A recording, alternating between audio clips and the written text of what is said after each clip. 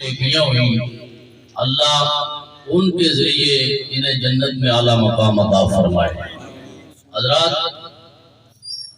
جیسا کہ پہلے علامہ صاحب نے بیان فرمایا، انسان یہ جو جسم لے کر چلتا ہے اس کا بھی مالک نہیں ہے۔ اس جسم کا اس کے لیے وہ بڑی تگ و دو کرتا ہے، اس کا بھی مالک نہیں ہے۔ تو چہ جائے کہ وہ اولاد پر، خاندان پر، فیملی پر اسے اتنا حق یا صورت میسر آئے، لیکن رب کائنات نے اعلان فرمایا، ارشاد فرمایا،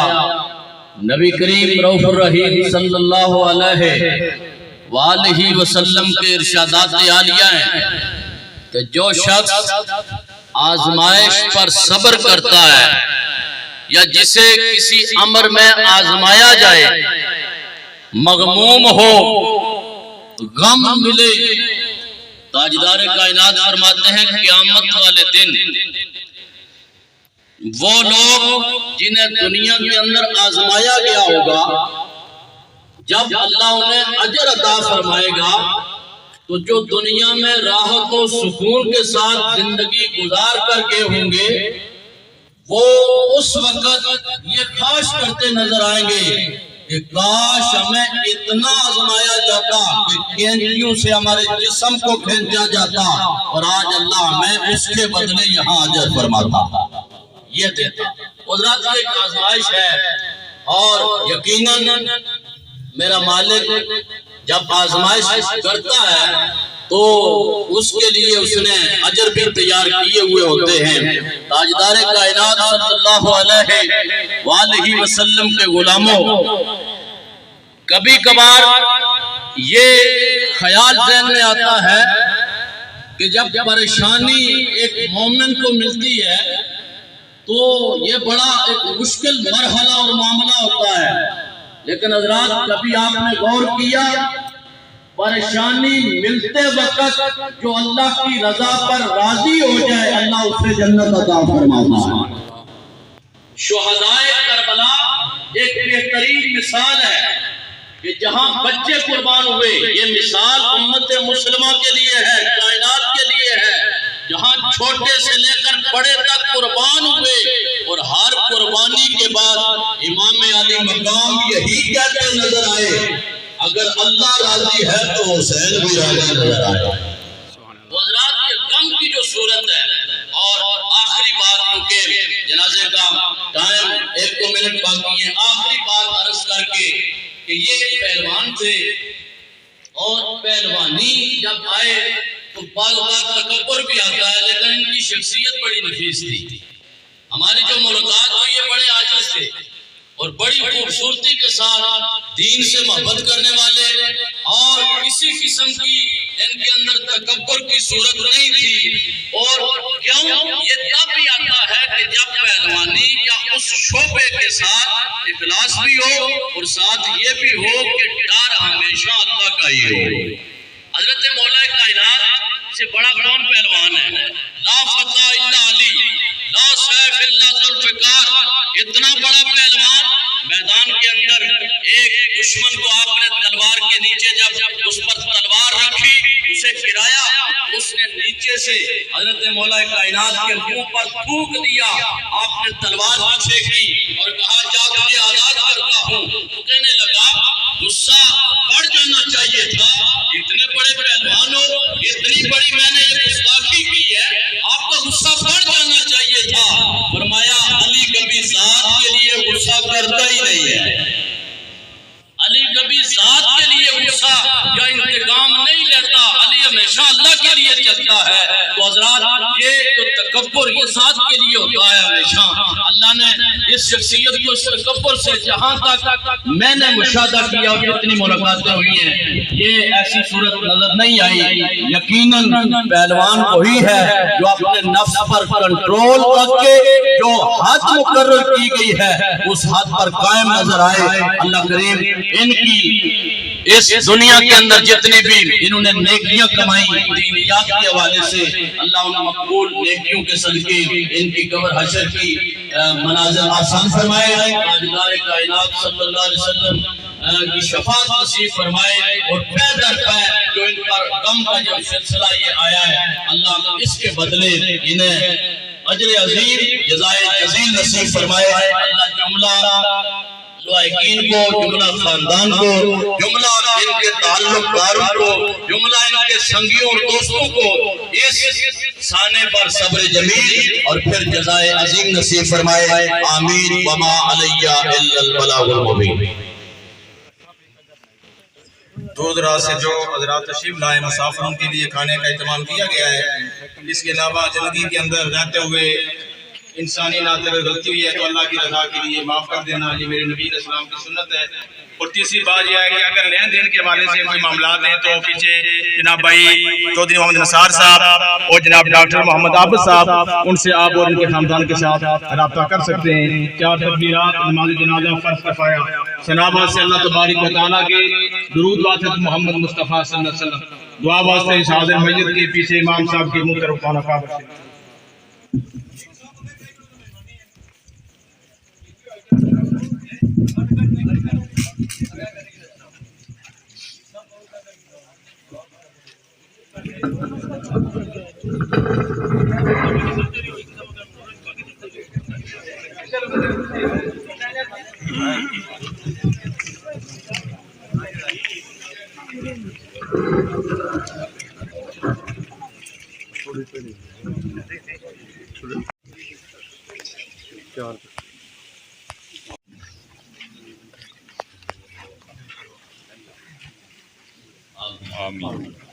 اللهم صل على سيدنا ومولانا محمد صلاة تنجينا بها من جميع الأهوال والآفات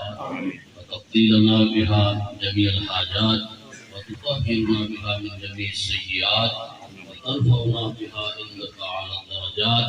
وتبلغنا بها أقصى الغايات من جميع الخيرات في الحياة وبعد الممات إنك على كل شيء قدير. اللهم إني ظلمت نفسي ظلما كثيرا ولا يغفر الذنوب إلا أنت فاغفر لي مغفرة من عندك وارحمني إنك أنت الغفور الرحيم. ربنا آتنا في الدنيا حسنة وفي الآخرة حسنة وقنا عذاب النار وادخلنا الجنة مع الأبرار يا عزيز يا غفار يا رب العالمين. مالک السماء پروردگار عالم تیری توفیق کے ساتھ ہم سب مسلمانوں نے مرحوم کی نماز جنازہ ادا کی ہے، قبول و منظور فرما۔ الہ العالمین مرحوم کو اس سفر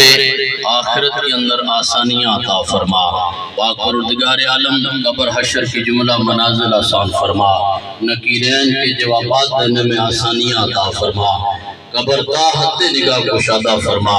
بقائے نور فرما، اور تاجدار کائنات امام الانبیاء صلی اللہ علیہ وآلہ وسلم کی قبر میں آمد، جلوہ مصطفیٰ، دیدار مصطفیٰ و پہچان مصطفیٰ و شفاعت مصطفیٰ نصیب فرما۔ پاک پروردگار عالم مرحوم کی زندگی کی جملہ مقبول نیکیوں کو اس کے لیے ذریعہ نجات و شفاعت بنا۔ پاک پروردگار عالم جملہ خاندان فیملی لواحقین کو صبر جمیل اور اس پر جزائے عظیم نصیب فرما۔ جتنی بھی کلام مقدسہ مل کی گئی ہے اللہ سب کا ثواب مرحوم کو احسان ثواب کرتے قبول منظور فرما، درجات بلند فرما، کامل بخشش اور مغفرت فرما۔ الہ العالمین یہ جو صدمے انہوں نے برداشت کیے اللہ ان پر بھی انہیں اجر عطا فرما اور قبر حشر کی منازل آسان فرما، ان کے والدین کی کامل بخشش اور مغفرت فرما۔ جملہ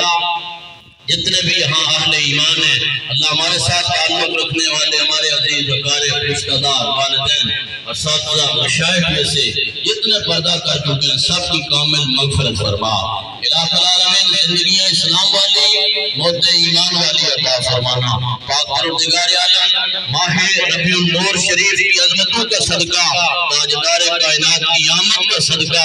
امام الانبیاء علیہ السلام کی خوبصورت نورانیت کا صدقہ اللہ مرحوم مرحوم کے لیے بار دیگر تیری بارگاہ کے اندر دعا کرتے ہیں، اللہ میلاد کے صدقے مرحوم کی کامل بخشش اور مغفرت فرما دے، ہماری دعائیں قبول و منظور فرما۔ صلی اللہ تعالی علی حبیبہ محمد وعلی آلہ وصحبہ اجمعین برحمتک یا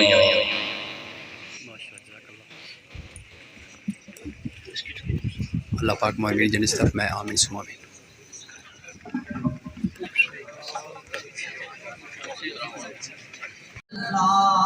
پڑھیے لا الہ الا اللہ، اس کلمہ تیرا نیارے، اس کلمہ تیرا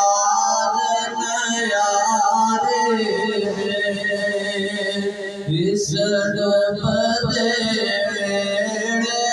تارے، سانو دسیا مدینے والے، پڑھو لا الہ الا اللہ، حق لا الہ الا اللہ، پڑھیے لا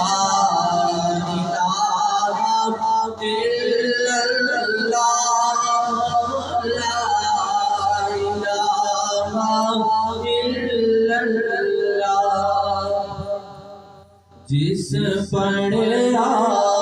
اتر جاوے گا، جس پڑھا اتر جاوے گا، مرن ویلے کم آوے گا، جس